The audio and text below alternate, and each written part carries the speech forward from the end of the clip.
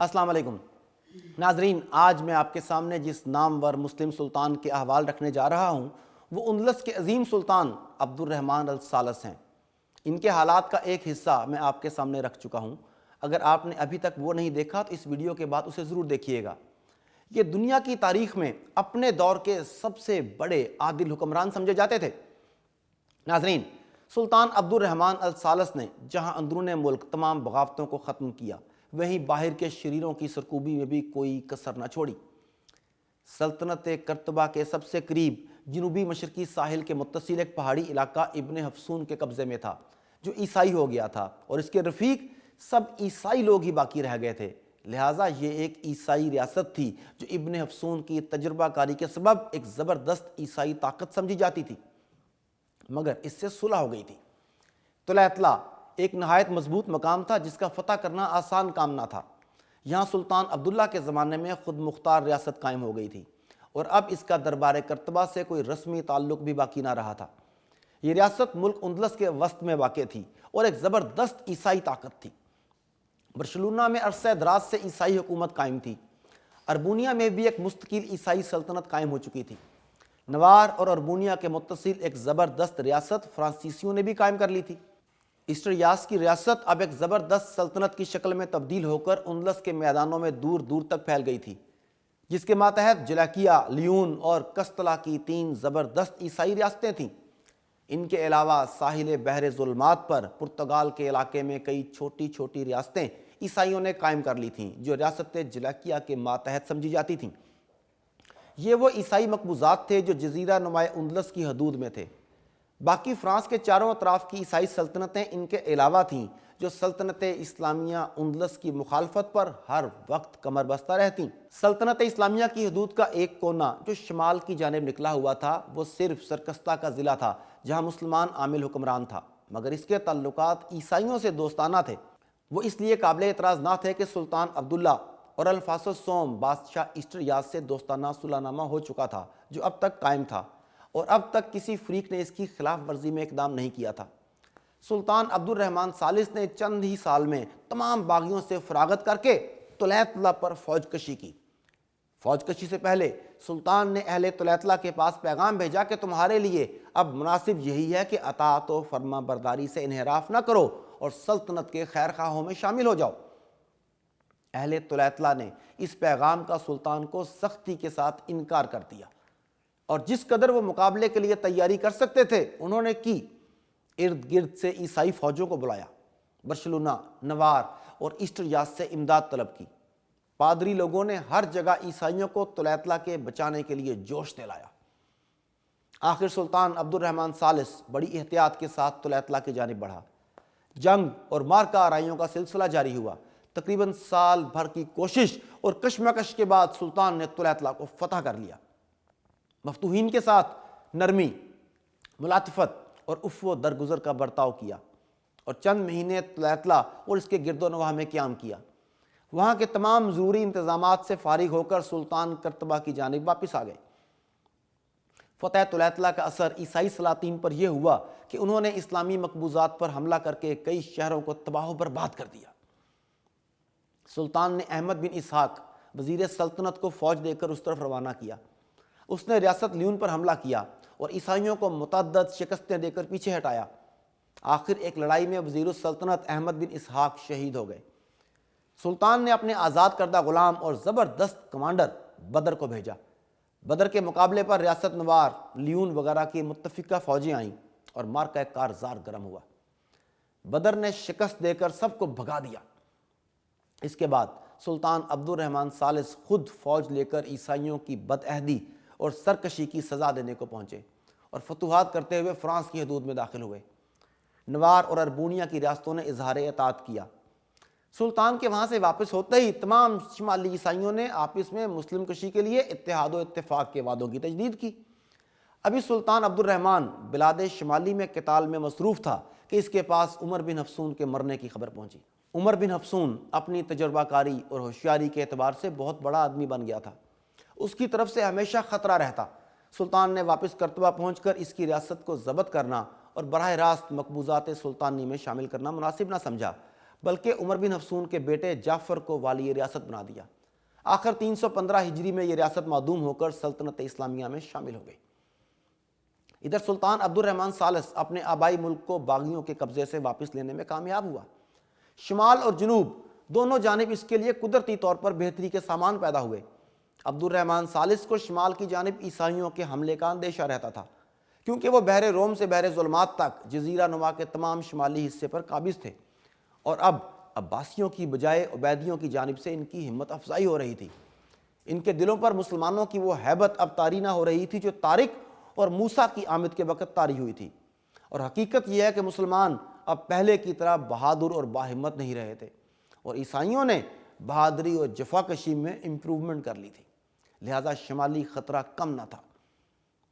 جنوب کی جانب عبیدیوں کی طاقت بہت زبردست ہو گئی تھی، اور وہ بر اعظم افریقہ کے تمام شمالی حصے پر غلبہ پا چکے تھے، اور اب مراکش کی حکومت ادریسیہ کا نام و نشان گم کرنے اور اندلس کی فتح کا عزم رکھتے تھے۔ سلطان عبد الرحمن ثالث کو بیک وقت ان دونوں اطراف سے اطمینان حاصل ہو گیا۔ خدا کا کرنا کچھ ایسا ہوا کہ الفانسو سوم بادشاہ اسٹریاس نے اپنی سلطنت کو اپنی اولاد میں اس طرح تقسیم کیا کہ لیون کا علاقہ غرسیہ کو دیا، جلاکیہ کی حکومت اور دونی کے حصے میں آئی، اور اویڈو کا علاقہ فرویلا کو ملا۔ غرسیہ کی شادی شاہ نوار کی بیٹی سے ہوئی تھی، اس لیے ریاست نوار کو لیون کی ریاست سے خصوصی تعلق تھا۔ چنانچہ لیون اور نوار کی ریاستوں نے مل کر کئی مرتبہ مسلمانوں کا مقابلہ کیا، مگر پھر ان سب ریاستوں میں باہمی دستکشی شروع ہو گئی۔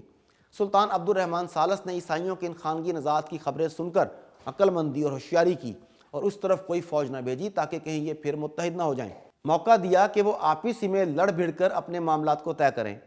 اگر ان ایام میں سلطان عبد الرحمن شمال کی جانب فوج کشی کرتے تو یقیناً عیسائیوں کے اندر فوراً اتفاق و اتحاد ہو جاتا، اور ان کی آپس کی لڑائیاں یک لخت بند ہو جاتی۔ یہ سلطان کی فراست اور چال تھی کہ اس طرف سے سلطان کا معاملہ قدرتی طور پر آسان ہو گیا۔ اسی دوران جنوب کی جانب سے یہ خوشخبری پہنچی کہ مراکش کے خاندان ادریسیہ عبیدیوں کے مقابلے سے تنگ آ کر سلطان عبد الرحمن ثالث کی اطاعت اختیار کرنا چاہتے ہیں۔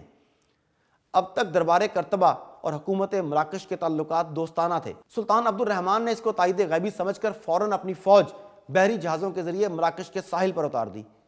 مراکش ان دنوں کئی چھوٹی چھوٹی ریاستوں میں منقسم تھا۔ مراکش کے ہر ایک رئیس نے سلطان عبد الرحمن کی سیادت کو قبول کر لیا۔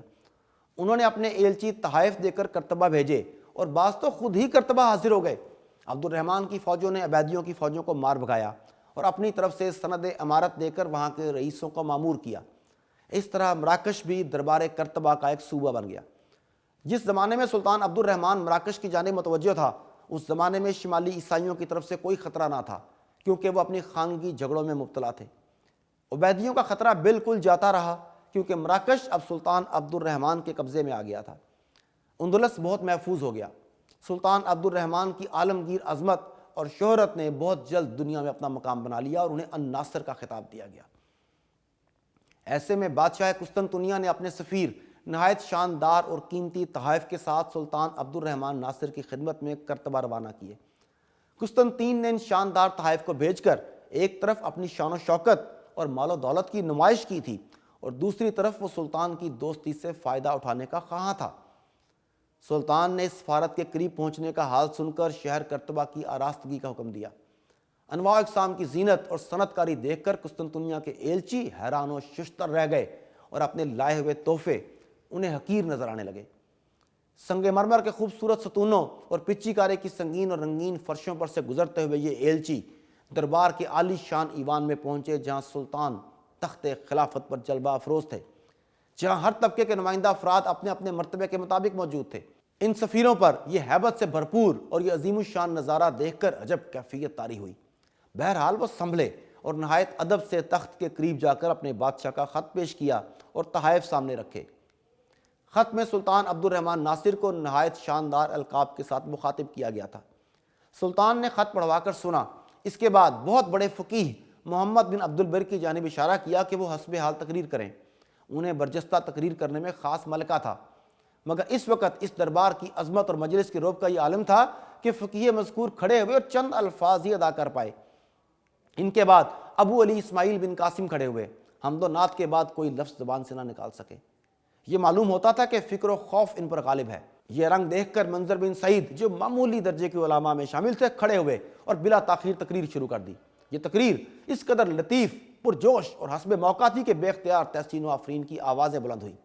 سلطان نے اس خدمت کے عوض منظر بن سعید کو قاضی القضات کے عہدے پر مامور کر دیا۔ معمولی مراسم کے بعد دربار برخاست ہوا۔ سفیروں کو نہایت عزت و احترام کے ساتھ ٹھہرایا گیا اور بڑی شاندار مہمانی کی گئی۔ چند روز کے بعد قسطنطنیہ کی سفارت کو واپسی کی اجازت دی گئی اور اس کے ساتھ ہی سلطان نے حشام بن حزیل کو اپنی طرف سے بطور سفیر شاہ قسطنطین کے پاس روانہ کیا۔ اس کو ہدایت کر دی کہ قسطنطین سے ایک دوستانہ معاہدہ لکھوا لائے۔ چنانچہ حشام بن حزیل کامیابی کے ساتھ شاہ قسطنطنیہ سے ایک دوستانہ عہد نامہ لکھوا کر واپس کرتبہ آئے۔ اس کے بعد بادشاہ اٹلی، بادشاہ جرمن، بادشاہ فرانس، بادشاہ اسکالیا کے سفیر یکے بعد دیگرے دربار میں حاضر ہوئے اور اپنے اپنے بادشاہوں کی طرف سے اظہار عقیدت بجا لائے اور محبت و ہمدردی کے تعلقات پیدا کرنے کی درخواست کی۔ ہر ایک بادشاہ نے سلطان عبد الرحمن ناصر کی چشم عنایت اپنی طرف مبذول کرنے کے لیے منت، سماجت اور خوشامد میں کوتاہی نہ کی۔ یورپ کا ہر بادشاہ یہ چاہتا تھا کہ سلطان عبد الرحمن میرا حامی و مددگار بن جائے تاکہ میں دشمن کے حملوں سے محفوظ ہو جاؤں۔ اتنا بڑا عادل حکمران بھی کئی بار سازشوں کا شکار ہوتے ہوتے بچا۔ سلطان عبد الرحمن نے اپنے بیٹے حکم کو اپنا ولی عہد بنایا تھا۔ دوسرا بیٹا عبداللہ نماز روزہ کی طرف زیادہ مائل اور الزاہد کے نام سے مشہور تھا۔ عبداللہ کو کرتبہ کے ایک فقیہ نے ورغلا کر سازش میں شریک کیا۔ سلطان عبد الرحمن اور حکم کے قتل کی سازش اس کے ذریعے مکمل کروانے کی کوشش کی، لیکن اسی دوران عید قربان کے موقع پر اس سازش کا انکشاف ہو گیا۔ سلطان مع ولی عہد قتل ہوتے ہوتے بچ گئے۔ سلطان نے اپنے بیٹے عبداللہ اور فقیہ دونوں گرفتار کر کے جیل خانے بھجوا دیے، پھر اسی روز اپنے بیٹے عبداللہ کو جیل خانے سے نکال کر غداری کی سزا دی۔ غدار فقیہ نے جب عبداللہ کے قتل ہونے کا حال سنا تو خود ہی جیل خانے میں خودکشی کر لی۔ سلطان عبد الرحمن الثالث ناصر کے دار عروج کا کیا شاندار وقت تھا کہ 342 ہجری میں رزمیر کے بادشاہ جولیکیا کے فوت ہونے پر اس کا بیٹا اردونی چہارم تخت نشین ہوا۔ اس نے سلطان عبد الرحمن ناصر کی خدمت میں سفیر بھیج کر اپنی حکومت اور باپ کی جانشینی کی اجازت چاہی۔ سلطان نے اس کی تخت نشینی کو منظور کر کے اجازت نامہ بھیج دیا۔ 345 ہجری میں فرڈینینڈ سردار کستلا نے اردونی چہارم کو اپنا سفارشی بنا کر سلطان کی خدمت میں اپنی مستقل ریاست اور حکومت کے تسلیم کیے جانے کی درخواست بھیجی۔ سلطان نے فرڈینینڈ کی اس درخواست کو منظور کر لیا اور اس کو ریاست کستلا کا مستقل حاکم و فرمانروا بنا دیا۔ فرڈینینڈ اب تک ریاست جولیکیا یعنی رزمیر کا ماتحت سمجھا جاتا تھا، لیکن چونکہ اردونی چہارم کو تخت نشین کرانے میں فرڈینینڈ نے خاص طور پر خدمات انجام دی تھیں، اس لیے اردونی چہارم نے سفارش کر کے اس کو بھی مستقل فرمانروا اور خود مختار رئیس بنوا دیا۔ اس کے بعد 447 ہجری میں ملکہ طوطا نے یہی مناسب سمجھا کہ میں خود سلطان کی خدمت میں حاضر ہو جاؤں۔ چنانچہ وہ اپنے بیٹے شاہ نوار اور اپنے نواسے شاہ لیون کو لے کر کرتبہ کی جانب روانہ ہوئی۔ یہ تینوں 3 ریاستوں کے ستون تھے، گویا 3 عیسائی بادشاہ حدود فرانس سے سلطان کے دربار میں حاضر ہونے کے لیے روانہ ہوئے۔ یہ ایک نہایت جاذب توجہ نظارہ تھا۔ راستے کے جن جن شہروں یا قصبوں میں یہ لوگ قیام کرتے، لوگ ان کو دیکھنے جمع ہوتے کہ کئی بادشاہ فریادی بن کر دربار کرتبہ کی طرف جا رہے ہیں۔ کرتبہ کے قریب پہنچے تو ان کا اچھا استقبال کیا گیا۔ دربار میں سلطان کے سامنے حاضر ہوئے تو دربار کی شان اور سلطان کے روب و جلال نے ان کو مبہوت اور سربسجود کر دیا۔ سلطان نے ان کی دل دہی کی۔ ان لوگوں کے اتنی دور چل کر آنے اور فریاد کرنے کا اثر ہوا کہ سلطان نے ان کے ساتھ اپنے فوجی دستوں کو روانہ کیا کہ ریاست لیون اور جولیکیا کی حکومت ان کے بہی خواہ شانجہ کو دلا دیں۔ چنانچہ امیر المومنین عبد الرحمن ثالث کی فوجوں نے اردونی چہارم کو بے دخل کر کے شانجہ کو جولیکیا اور لیون کا بادشاہ بنا دیا، اور اردونی بھاگ کر کستلا میں فرڈینینڈ کے پاس چلا گیا، اور سلطانی فوجوں نے اس سے زیادہ تعرض نہ کیا کیونکہ سلطان اسے مارنا بھی نہیں چاہتا تھا۔ اردونی کے انجام کو دیکھ کر شاہ برشلونہ اور رئیس ترکونہ نے اپنے سفیر دربار کرتبہ بھیج کر التجا کی کہ ہم دربار خلافت کے غلام ہیں اور اپنی اپنی ریاست کو عطیہ سلطانی سمجھتے ہیں۔ اطاعت و فرما برداری کی شرائط بجا لانے میں مطلق انکار یا تعامل نہیں ہے، لہٰذا ہم کو ہماری ریاستوں کی سندیں عطا ہوں اور ہمارے اظہار اطاعت کی تجدید کو شرف قبولیت بخشا جائے۔ سلطان ناصر نے ان عیسائی بادشاہوں کے نام اپنی رضامندی و خوشنودی کے احکام روانہ کر کے ان کو مطمئن کر دیا۔ اس سلطان کے عہد میں 2,54,80,000 دینار سالانہ تک صرف تحائف وغیرہ کی صورت میں سلطنت کے خزانہ میں جمع ہوتے۔ اس کے علاوہ 7,65,000 دینار مختلف ذرائع سے وصول ہوتے۔ یہ تمام آمدنی ملک اور رعایا پر ہی خرچ کی جاتی۔ اس کے علاوہ جو روپیہ بطور خراج اور جزیہ عیسائیوں اور یہودیوں سے وصول ہوتا وہ خاص خزانہ شاہی میں داخل کر دیا جاتا۔ اس آمدنی کی کوئی خاص تعداد معین نہ تھی۔ اس میں سے ایک ثلث فوج اور اہلکاران سلطنت کی تنخواہوں پر خرچ ہوتا، ایک ثلث خاص سلطان کی جیب خاص کے لیے مقرر تھا، باقی رقم عمارتوں، پلوں اور سڑکوں وغیرہ پر خرچ کی جاتی۔ سلطان عبد الرحمن ثالث کی وفات کے بعد ان کے کاغذات میں سے ان کے ہاتھ سے لکھی ہوئی ایک یادداشت نکلی جس میں سلطان نے اپنے 50 سالہ عہد حکومت کے ان دنوں کا حال لکھا تھا جب سلطان کو کوئی فکر نہ تھی۔ ایسے دنوں کی تعداد جو افکار سے خالی تھے صرف 14 تھی، جبکہ رعایا کو تقریباً 50 سال امن و سکون کے نصیب ہوئے۔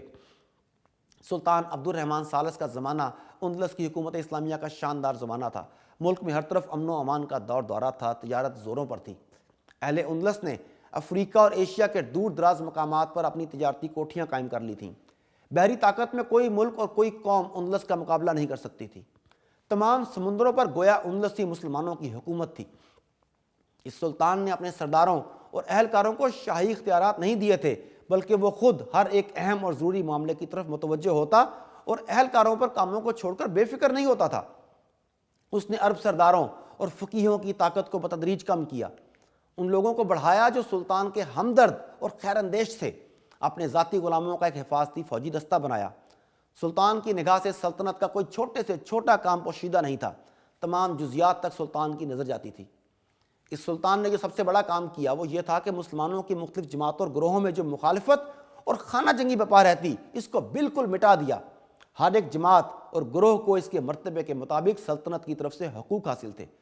کوئی گروہ سلطنت کا دشمن نہ تھا اور نہ ہی آپس میں ایک دوسرے سے لڑنے جھگڑنے میں مصروف تھا۔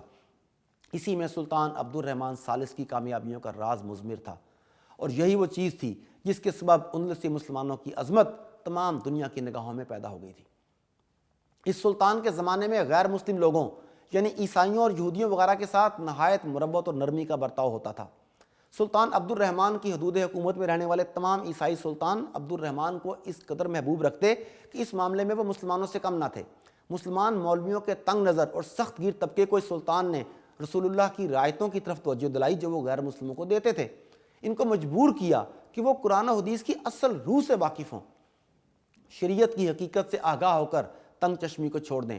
اس کام میں سلطان کو کامیابی حاصل ہوئی اور اس کا زمانہ خیر و برکت کا زمانہ سمجھا گیا۔ جہاد کرنے اور کفار سے بذات خود لڑنے میں یہ سلطان کسی سے کم نہ تھا، اور اس کی فوجی کارروائیاں بہت ہی عظیم الشان تھیں۔ ساتھ ہی جب سلطان کے رفاہ عامہ، علوم و فنون کی خدمت، اصلاح معاشرت، ترقی، تمدن، شوق امارات، مال و دولت کی فراوانی اور زراعت وغیرہ کی ترقی کے کارناموں پر غور کیا جاتا ہے تو اس کا مرتبہ بہت ہی بلند ہو جاتا ہے، اور عبد الرحمن ثالث عبد الرحمن اول سے ہرگز کم ثابت نہیں ہوتا۔ اس سلطان کے زمانے میں نہ صرف کرتبہ بلکہ تمام ملک اندلس جنت کا نمونہ بن گیا تھا۔ کہیں چپا بھر زمین ایسی نہ تھی جس میں کاشت نہ ہوتی ہو، خوبصورت باغات کی کثرت سے تمام ملک گلزار نظر آتا، کوئی شہر، قصبہ اور گاؤں ایسا نہ تھا جس میں خوبصورت عمارتوں کی کثرت نہ ہو۔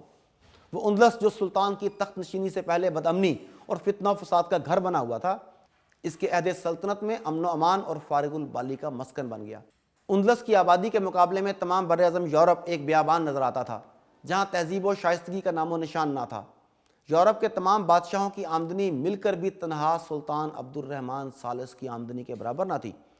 سلطان عبد الرحمن ثالث کی باقاعدہ فوج جس کے نام رجسٹر میں درج تھے وہ 1.5 لاکھ تھی، لیکن بے قاعدہ فوج یعنی ضرورت کے وقت رضاکاروں وغیرہ کی تعداد جو فراہم ہو سکتی تھی اس کا کوئی شمار نہ تھا۔ 12,000 آدمیوں کی فوج جن میں 8,000 سوار اور 4,000 پیدل تھے سلطان کی محافظ فوج تھی۔ تمام جزیرہ نمائے اندلس میں سڑکوں اور شاہراہوں کا ایک جال بچھا ہوا تھا۔ مسافروں کی حفاظت کے لیے تھوڑے تھوڑے فاصلے پر چوکیاں قائم تھیں اور سپاہی گشت کرتے اور پہرا دیتے رہتے۔ ڈاک کا انتظام قاصدوں کے ذریعے کیا جاتا جو ڈاک لے کر گھوڑوں کو سر پٹ دوڑاتے ہوئے جاتے۔ ایک جگہ سے دوسری جگہ خبر اتنی جلد پہنچ جاتی کہ دوسرے ملکوں کے لوگ اس کو جادو سمجھتے۔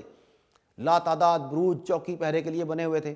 یہ بروج ساحل پر بھی بنے ہوئے تھے۔ ان برجوں کی چوکیوں سے دارالخلافہ میں جہازوں کی نقل و حرکت کی خبر بلا توقف پہنچ جاتی تھی۔ بیت المال سے ایک بہت بڑی رقم ایسی عمارتوں کے لیے ہمیشہ لی جاتی تھی جو رفاہ عامہ کے لیے بنائی جاتی تھیں۔ ان عمارتوں کے بنوانے سے یہ بھی غرض تھی کہ کاریگروں اور مزدوروں کے لیے کام ہمیشہ مہیا رہے۔ اس کا اثر یہ ہوا کہ اس تمام ملک میں جو مسلمانوں کے قبضے میں رہ چکا ہے، قلعوں اور پلوں کی غیر معمولی تعداد پائی جاتی ہے۔ بیمار اور محتاج آدمیوں کے لیے سرکاری مکانات تھے وہاں سرکاری خرچ سے ان کی ہر قسم کی خبر گیری کی جاتی۔ سلطنت میں ہر علاقے میں یتیم خانے قائم تھے، ان میں یتیموں کی پرورش اور تعلیم کا انتظام سلطان کے صرف خاص سے ہوتا۔ کرتبہ کی آبادی 10 لاکھ تھی۔ سڑکیں نہایت صاف و پختہ، مکانات عموماً سنگ مرمر کے اور نہایت خوبصورت، پانی کے نکاس کی موریوں کا نہایت عمدہ اور قابل تعریف انتظام تھا۔ صفائی کے لیے ایک محکمہ قائم تھا جو ہمہ وقت شہر کی صفائی کی نگرانی میں مصروف رہتا۔ جا بجا شہر کے اندر بھی نفیس و دلکشا باغیچے تھے۔ شہر کے نواح میں تو ایسے جنت نظیر باغیچوں کی بہت کثرت تھی۔ دنیا کے ہر ملک اور شہر کے آدمی، ہر ملک کا لباس اور ہر ملک و سلطنت کے سکے کرتبہ میں نظر آتے۔ سلطان عبد الرحمن کے دور میں روئے زمین کا کوئی شہر کرتبہ کی ہمسری کا دعویٰ نہیں کر سکتا تھا۔ دنیا کے کسی شہر میں اس قدر کلمی کتابیں نہیں تھیں جس قدر کرتبہ میں موجود تھیں۔ پہاڑ کا 2.5 میل کے فاصلے سے بذریعہ نل پانی شہر میں آتا۔ شہر میں نلوں کا جال پھیلا تھا۔ ہر مدرسے، ہر سرائے اور ہر مسجد کے دروازے پر لازماً نل لگا ہوا تھا۔ باغوں میں اسی نل کے ذریعے فوارے چھوٹتے۔ شہر کے 7 بڑے بڑے دروازے تھے جن کے پھاٹکوں میں تانبا جڑا ہوا تھا۔ شہر پناہ کے اندر شہر 5 حصوں میں منقسم تھا۔ ہر ایک حصے کی شہر پناہ الگ الگ تھی۔ شہر کے 5 حصوں میں سے ایک حصہ قصر شاہی تھا، اس کا قلعہ الگ تھا اور راکین سلطنت اسی میں رہتے۔ شہر کرتبہ ہی نہیں، تمام ملک اندلس میں کوئی فقیر بھیک مانگنے والا نظر نہ آتا۔ سلطان عبد الرحمن ثالث اپنے آخر ایام میں مدینہ الزہرہ میں چلا گیا جو کرتبہ کے قریب ایک دوسرا چھوٹا سا شہر تھا اور رونق و خوبصورتی میں کرتبہ سے بڑھ چڑھ کر تھا۔ اندلس میں ہر قسم کے میوے وافر پیدا ہونے لگے اور بازاروں میں بہت ارزاں فروخت ہوتے۔ دارالخلافہ کرتبہ میں بکثرت مدارس اور دارالعلوم جاری تھے۔ جا بجا مشاعرے، مناظرے، علمی تحقیقات کے جلسے منعقد ہوتے۔ شہزادے، امراء اور خود سلطان ان جلسوں کی سرپرستی کرتے۔ علماء کو انعام ملتے۔ حیات، طب، فلسفہ، فقہ، حدیث اور تفسیر کے بے نظیر عالم کرتبہ میں موجود تھے۔ طلباء کے مصارف اور رہنے سہنے کا انتظام سب شاہی خزانے کے ذمے تھا۔ آخری ایام حیات میں سلطان عبد الرحمن ثالث نے اپنے ولی عہد حکم کو کاروبار سلطنت بہت کچھ سپرد کر دیا تھا اور خود اپنا وقت عبادت الہی میں سفر کرنے لگے۔ سلطان عبد الرحمن ثالث جسے الناصر الدین کا لقب ملا، اس نے مرتے وقت سلطنت اندلس کو اس حالت میں چھوڑا کہ عیسائی سلاطین جو سرحد پر تھے اپنی سینکڑوں برس کی جد و جہد کے بعد مایوس اور ناکام ہو کر سلطنت اسلامیہ اندلس کی غلامی اور فرما برداری کا اقرار کرنے پر مجبور ہو گئے۔ یہ لوگ غلاموں کی طرح دربار کرتبہ میں عرضیاں بھیجتے اور التجائیں کرتے۔ جو عیسائی بادشاہ دور دراز کے ملکوں پر قابض و فرما روا تھے وہ بھی سلطان اندلس کو رضامند رکھنے کی کوششوں میں مصروف نظر آتے اور دربار کے ساتھ دوستانہ تعلقات پر فخر کرتے۔ مراکش کا ملک اندلس کی حکومت میں شامل تھا۔ تمام بحر روم اور دوسرے سمندروں پر بھی اندلس کے بیڑے کی حکومت تھی اور سمندروں میں کوئی طاقت اندلس کے جہاز کو نہیں ٹوک سکتی تھی۔ کوئی اندرونی خطرہ بھی باقی نہ رہا، لیکن ہر ایک کا وقت مقرر ہے۔ سلطان بھی اپنے وقت پر داعی اجل کو لبیک کہہ گئے اور تاریخ میں اپنے کارنامے سنہری حروف سے لکھوا گئے۔ اللہ تعالیٰ انہیں غریق رحمت کرے۔ اگلی ویڈیو کے ساتھ جلد ملتے ہیں۔